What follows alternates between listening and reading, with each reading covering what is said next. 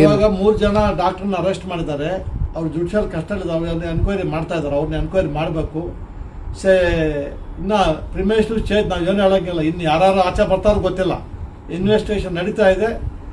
ಅವರು ಯಾವುದೇ ಇದಕ್ಕೆ ಒಳಗಾಗದೆ ಇನ್ವೆಸ್ಟಿಗೇಷನ್ ಮಾಡಬೇಕು ಸ್ಟ್ರಿಕ್ಟಾಗಿ ಇನ್ಸ್ಟ್ರಕ್ಷನ್ ಕೊಟ್ಟಿದ್ದೀವಿ. ಇನ್ಸ್ಟ್ರಕ್ಷನ್ ನಡೀತಾ ಇದೆ. ಎಲ್ಲ ಬಂದಮೇಲೆ ನಿಮ್ಗೆ ಪೂರ್ತಿ ಡೀಟೇಲ್ಸ್ ನಾನು ಕೊಡ್ತೀನಿ. ಇದೊಂದು ಗೌರವ ನಮ್ಮ ಇಡೀ ರಾಜ್ಯದಲ್ಲೇ ಇದು ಒಂದು ಘೋರ ಕೃತ್ಯ ಅಂತ ನನಗೆ ಅನಿಸ್ತಾ ಇದೆ.